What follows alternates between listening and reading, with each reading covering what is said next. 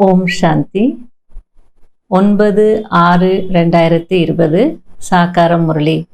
இன்று பாபா கூறுகிறார், இனிமையான குழந்தைகளே, நமக்கு எந்த ஒரு ஷரீரமுடையவரும் கற்பிக்கவில்லை. ஷரீரமற்ற தந்தை ஷரீரத்தில் பிரவேசம் செய்து நமக்காகவே கற்பிக்க வந்திருக்கிறார் என்ற மகிழ்ச்சியில் எப்பொழுதும் இருங்கள்.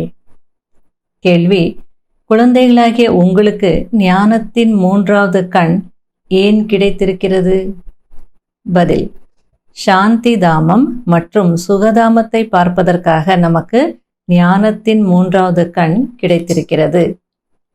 இந்த கண்களுக்கு தெரியக்கூடிய பழைய உலகம், உற்றார் உறவினர்கள் ஆகிய அனைத்தில் இருந்தும் புத்தியை நீக்க வேண்டும். குப்பையிலிருந்து வெளியேற்றி மலர்களாக ஆக்குவதற்காக தந்தை வந்திருக்கிறார். ஆகையால் அப்படிப்பட்ட தந்தைக்கு மரியாதையும் கொடுக்க வேண்டும். அடுத்தது முரளியில் பாபா கூறுகிறார், சிவ பகவான் வாக்கு குழந்தைகளுக்காக.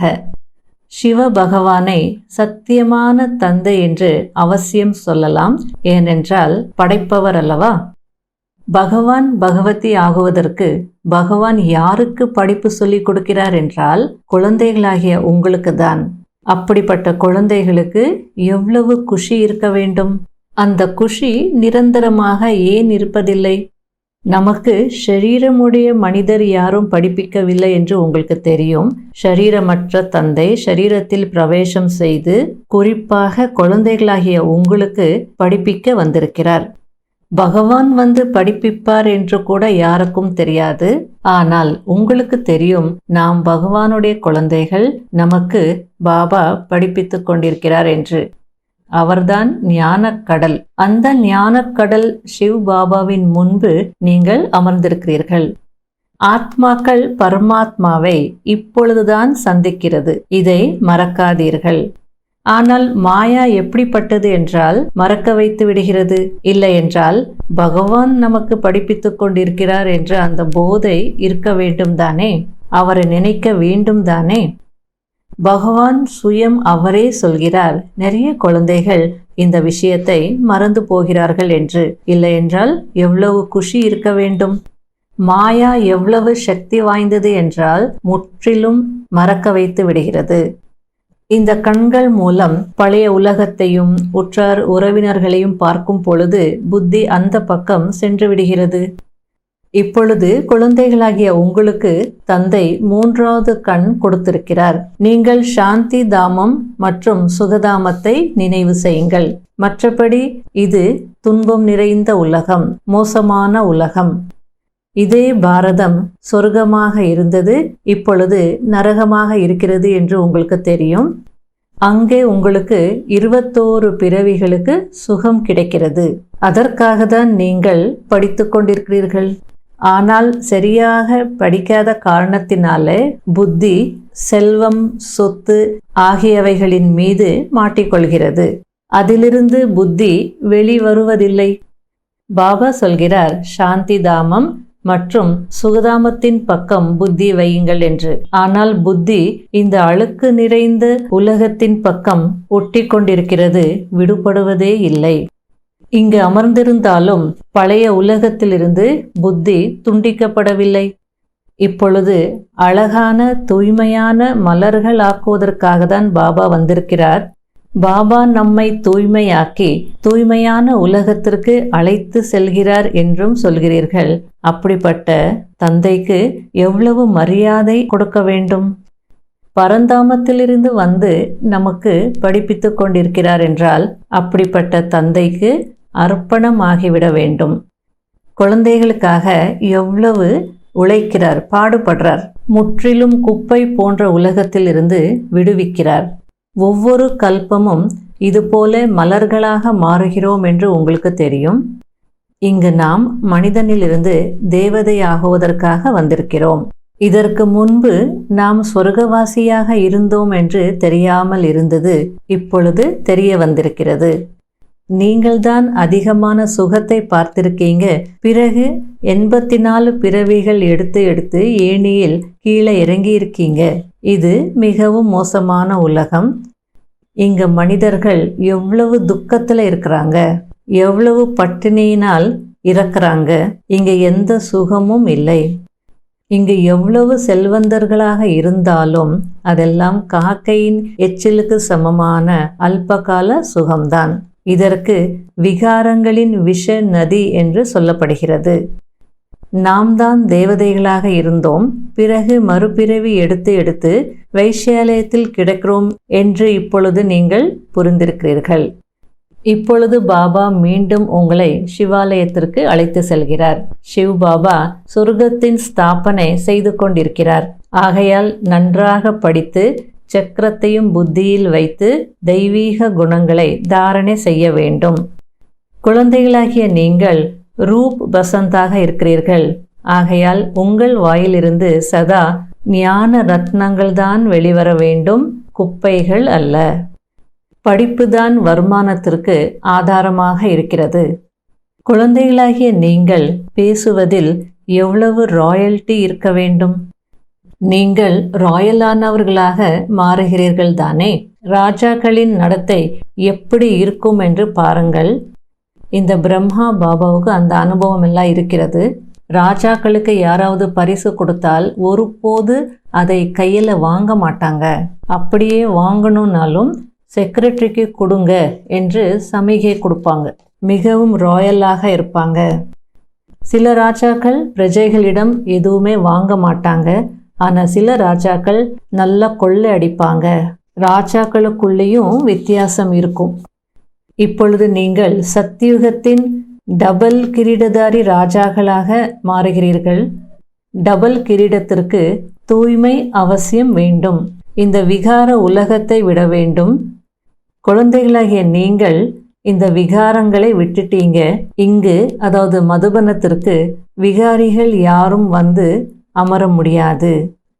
ஒருவேளை யாருக்கு என்ன தெரிய போகிறது என்ற சாமர்த்தியமாக யாருக்கும் எதுவும் சொல்லாமல் இங்கே வந்து அமர்ந்து விட்டால் தனக்கு தான் நஷ்டத்தை ஏற்படுத்திப்பாங்க.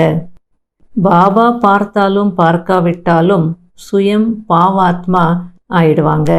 நீங்களும் பாவாத்மாவாக இருந்தீங்க. இப்பொழுது முயற்சி செய்து புண்ணியாத்மாவாக மாறணும்.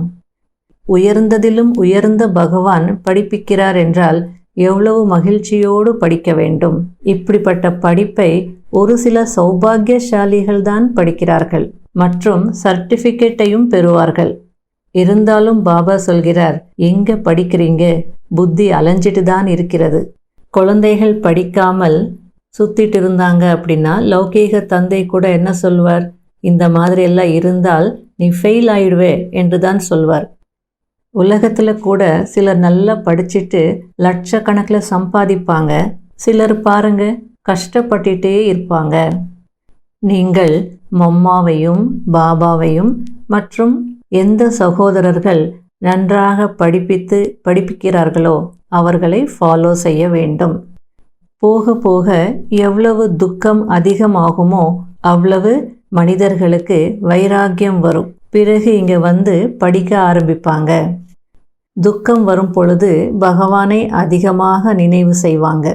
இறக்கும் நேரத்தில் துக்கத்தில் கடவுளே, ஐயோ கடவுளே என்று சொல்லுவாங்க தானே. நீங்கள் அப்படியெல்லாம் எதுவும் சொல்லக்கூடாது.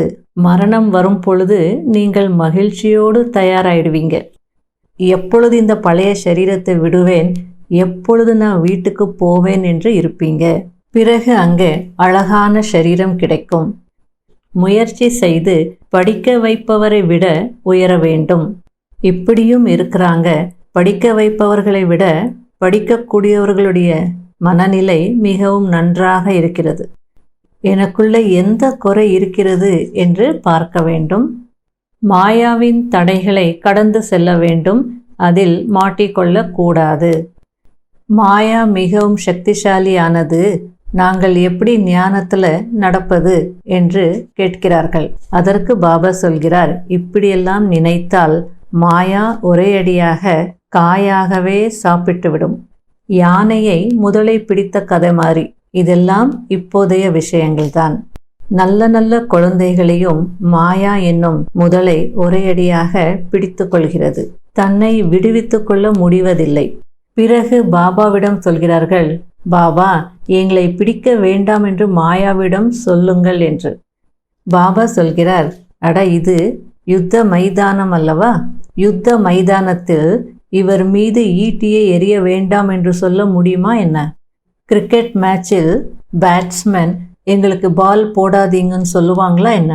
ஆகையால் பாபா உடனே சொல்வார், யுத்த மைதானத்திற்கு வந்திருக்கீங்க, ஆகையால நல்லா சண்டை போடுங்க. மாயா தொந்தரவு செய்யும் தான் நீங்கள் ஜெயிக்கணும், அப்போதான் உயர்ந்த பதவி அடைய முடியும். பகவான் படிப்பிக்கிறார் என்றால் இது என்ன சாதாரண விஷயமா என்ன? இப்பொழுது உங்களுக்கு ஏறும் கலை ஏற்பட்டிருக்கிறது, அதுவும் வரிசை கிரமமாக முயற்சிக்கேற்றபடி. நம்முடைய எதிர்கால வாழ்க்கையை வைரம் போல ஆக்கிக்கொள்ள வேண்டும் என்று ஒவ்வொரு குழந்தைக்கும் ஆர்வம் இருக்க வேண்டும். தடைகளை நீக்கிக் கொண்டே செல்ல வேண்டும். இந்த உலகத்தின் லட்சங்கள் கோடிகள் எல்லாம் எரிந்து சாம்பலாக போகிறது. சிலரது மண்ணோடு மண்ணாக போகிறது, சிலரது எரிந்து சாம்பலாக போகிறது. முழு உலகம் என்கிற மூங்கில் காட்டிற்கு தீ பிடிக்கப் போகிறது. உங்களுக்கு உள்ளுக்குள் அளவற்ற குஷி இருக்க வேண்டும். அத்தீந்திரிய சுகத்தை கேட்க வேண்டும் என்றால் குழந்தைகளை கேளுங்கள் என்றுதானே பாடப்பட்டிருக்கிறது. எவ்வளவு ஸ்ரீமத் படி நடக்கிறீர்களோ அவ்வளவு உயர்ந்தவர்கள் ஆகுகிறீர்கள். உங்களுக்கு நிறைய பேர் வழி சொல்லுவாங்க, ஆனால் நீங்கள் தான் பகுத்தறிந்து உங்களை பாதுகாத்து கொள்ளணும். ஏனென்றால் சில நேரங்களில் மாயா கூட மறைமுகமாக பிரவேசம் செய்கிறது. சில நேரத்தில் சிலர் ஞானத்தில் இருப்பாங்க, அவங்க நம்மளை விட முன்னாடியே வந்திருப்பாங்க, ஞானத்திற்கு சீனியர்ஸாக இருப்பாங்க. அவங்க தாரணை செய்திருக்க மாட்டாங்க. ஆகையால் நம்ம ஏதாவது கேட்கும் போது அவங்க நமக்கு ராங்காக கைட் பண்ணுறதுக்கு வாய்ப்பு இருக்குது. அதனால் எப்போவுமே முரளியோடு மேட்ச் பண்ணணும், பகுத்தறியணும். எல்லார் சொல்கிறதும் செய்திடக்கூடாது. ஆரம்பத்தில் நிறைய பேர் வந்தாங்க, ஒரு சிலர் நல்லா நிலைச்சிட்டாங்க, சிலர் பிறகு ஓடியும் போயிட்டாங்க. நல்ல நல்ல குழந்தைகளையும் மாயா சாப்பிட்டு விட்டது, மலைப்பாம்பு போல விழுங்கி விட்டது. இப்பொழுது பாபா ஆத்மாக்களுக்கு மிகவும் அன்போடு புரிய வைக்கிறார். நான் இந்த தூய்மையற்ற உலகத்தை தூய்மையான உலகமாக ஆக்குகிறேன். இப்பொழுது இந்த தூய்மையற்ற உலகத்தின் மரணம் எதிரில் இருக்கிறது. ஆகையால் எந்த தவறுகளையும் செய்யாதீர்கள், மறக்காதீர்கள், நன்றாக படியுங்கள்.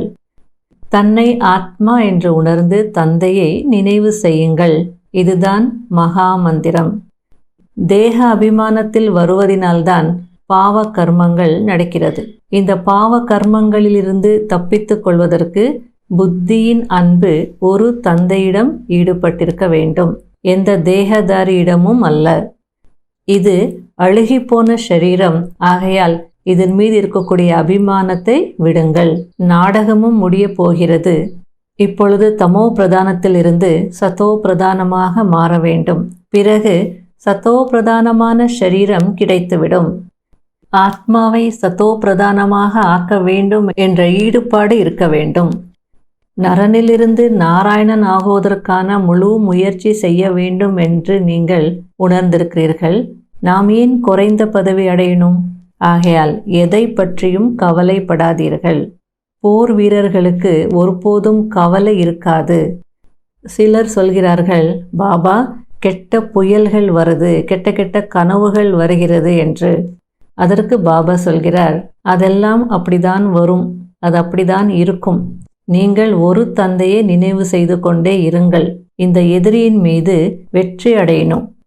சில நேரத்தில் நம்ம நினச்சிருக்கவே மாட்டோம், அப்படிப்பட்ட கனவெல்லாம் வரும். அதற்கு பாபா சொல்கிறார், அது வரும் தான், ஆனால் நீங்கள் சோர்வு அடையக்கூடாது. இதெல்லாம் மாயாதான். நாம யாரு? மாயாவை ஜெயிக்கக்கூடியவர்கள். அரைக்கல்பத்திற்காக எதிரிடமிருந்து ராஜ்யத்தை அடைய போகிறோம். ஆகையால் வேற எதற்கும் கவலைப்பட மாட்டோம் என்று இருக்கணும். பலசாலிகள் ஒருபோதும் நான் என்ன செய்வேன் ஏது செய்வேன் என்று புலம்ப மாட்டாங்க. யுத்தம் செய்வதற்கு மகிழ்ச்சியோடு போவாங்க. பாபா சொல்கிறார், நான் உங்களை அழைத்து செல்வதற்காக வந்திருக்கிறேன் என்று பாபா சொல்கிறார். ஆகையால் இப்பொழுது ஸ்வீட் சைலன்ஸ் ஹோமுக்கு செல்ல வேண்டும். என்னை நினைவு செய்யுங்கள், அப்போது தூய்மையாகி விடுவீர்கள். மற்றபடி தூய்மையற்ற ஆத்மா அங்கு போக முடியாது. கடைபிடிக்க வேண்டிய முக்கியமான சாராம்சம். முதல் பாயிண்ட், பாவ கர்மங்களில் இருந்து தப்பித்து கொள்ள வேண்டுமென்றால் புத்தியின் அன்பை ஒரு தந்தையிடம் ஈடுபடுத்த வேண்டும். இந்த அழுகிப்போன சரீரத்தின் மீதான அபிமானத்தை விட்டுவிட வேண்டும். இரண்டாவது பாயிண்ட், நாம் போர் வீரர்கள் என்ற நினைவினால் மாயா என்னும் எதிரியின் மீது வெற்றி பெற வேண்டும். அதை பொருட்படுத்தக்கூடாது. மாயா மறைமுகமான ரூபத்தில் பிரவேசமாகிறது. ஆகையால் அதனை கண்டறிந்து தன்னை பாதுகாத்து கொள்ள வேண்டும். வரதானம், ஞான கலசத்தை தாரணை செய்து தாகத்தில் இருப்பவரின் தாகத்தை தணிக்கக்கூடிய அமிர்த கலசத்தை தரித்தவர் ஆகுங்கள். இப்பொழுது மெஜாரிட்டி ஆத்மாக்கள் இயற்கையின் அல்பகால சாதனங்களால் ஆன்மீக அமைதியை பெறுவதற்காக, சிறிது கால பலன் கொடுப்பதற்காக அமைக்கப்பட்ட இடங்களால் பரமாத்மாவை சந்திக்க வைப்போம் என்று சொல்கிற ஒப்பந்ததாரர்களால் களைத்து போயிருக்கிறார்கள். நம்பிக்கை இழந்து போயிருக்கிறார்கள். சத்தியம் வேறு ஏதோ இருக்கிறது என்று புரிந்திருக்கிறார்கள். பிராப்திக்கான தாகத்தில் இருக்கிறார்கள். இதுபோல தாகத்தில் இருக்கும் ஆத்மாக்களுக்கு ஆத்மாவின் அறிமுகம், பரமாத்மாவின் அறிமுகம் பற்றிய ஒரு யதார்த்தமான துளி கூட திருப்தியான ஆத்மாவாக ஆக்கிவிடும். எனவே ஞான கலசத்தை தாரணை செய்து தாகத்தில் இருப்பவர்களின் தாகத்தை தணிந்து விடுங்கள். அமிர்த கலசம் சதா கூடவே இருக்கட்டும். அமரராக ஆகுங்கள் மற்றும் அமரராக ஆக்குங்கள். ஸ்லோகன், அட்ஜஸ்ட் ஆகும் கலையை லட்சியம் ஆக்கிக் கொள்ளுங்கள். அப்போது சகஜமாகவே சம்பூர்ணம் ஆகிவிடுவீர்கள். ஓம் சாந்தி. இன்றைய முயற்சிக்கான பாயிண்ட், நான் கவர்ச்சிகளிலிருந்து விடுபட்ட ஆத்மா. இப்போ நம்ம எதுக்காக பாபா குழந்தைகளாக மாறி இருக்கிறோம்? எல்லா கவர்ச்சிகளிலிருந்து விடுபடுறதுக்கு தான். இருக்கிறது கலியுகத்தில் தான். கலியுக வீட்டில் தான் இருக்கிறோம். அந்த கலியுக மனிதர்கள் அல்லது சம்பந்தங்களில் தான் இருக்கிறோம். கலியுகத்தில் தான் வேலை வியாபாரம் செய்துட்டு இருக்கிறோம். ஆனால் கலியுகத்தினுடைய கவர்ச்சியினுடைய பிரபாவத்திலிருந்து விடுபடணும். அதுக்கு தான் பாபா குழந்தையாக நம்ம மாறி இருக்கிறோம். அப்போ தான் வீட்டுக்கு போக முடியும். இப்போ நமக்கு ஞானத்துக்கு வர்றதுக்கு முன்னாடி தன்னை சரீரம் நினச்சிட்டு இருந்ததுனால அதிகமாக அந்த தேகத்தின் மீது நமக்கு கவர்ச்சி இருந்தது. எங்கே கண்ணாடி பார்த்தாலும் அந்த முகத்தை பார்ப்போம், சரி பண்ணிப்போம். இந்த பழக்கங்கள் எல்லாம் இருந்தது. தேகத்தின் மீது கவர்ச்சி. எத்தனை விஷயங்களில் நமக்கு அட்டாச்மெண்ட் இருந்தது, விருப்பம் இருந்தது. நம்ம எப்போ வேணாலும் தூங்குவோம், எப்போ வேணாலும் எழுந்திருப்போம். நம்ம விரும்புகிறத சாப்பிடுவோம், விரும்புகிறத கேட்போம், விரும்புகிறத உடுத்திப்போம். இப்படியெல்லாம் இருந்தது. இப்போ நம்முடைய விருப்பம் என்பது மாறி நம்ம எங்கே வந்திருக்கோம்? பாபாவுடைய ஸ்ரீமத்தை கடைப்பிடிக்கணும் அப்படின்ற ஒரு கட்டத்துக்கு வந்திருக்கிறோம். முந்தி தேகத்தினுடைய அட்ராக்ஷன்ஸ் நிறைய இருந்தது. யாரையாவது பார்க்கறது அல்லது அவங்க சொல்றது கேட்கறது, இல்லை அவங்க கிட்டே நம்ம பேசணும், இதெல்லாம் இருக்கு. ஆனால் இப்போ அதெல்லாம் மாறி இருக்கு.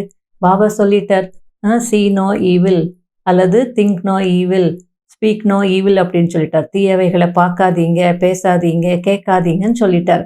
தீயவைகள் அப்படின்னா ஞானத்துக்கு வந்த பின்னாடி நாம ஒன்றும் தீய விஷயங்களை பார்க்க போறதில்லை அல்லது கேட்க போறதில்லை. அந்த தீய விஷயங்கள் என்று பாபா எதை குறிப்பிடுறார் அப்படின்னா, ஆன்மீக முன்னேற்றத்திற்கு அல்லது இந்த ஆன்மீக பாதையில நமக்கு எது அந்த தடைகளை ஏற்படுத்துதோ அல்லது நம்ம முன்னேற்றத்திற்கு கஷ்டத்தை கொடுக்குதோ அதெல்லாம் நம்ம விடணும். ஏன்னா ஆன்மீக வாழ்க்கையில இருக்கிறதுனால இந்த கவர்ச்சிகள் ஆன்மீக முன்னேற்றத்திற்கு தடை. அது தீயது அப்படின்னா வேஸ்ட் கூட தீயது தான்.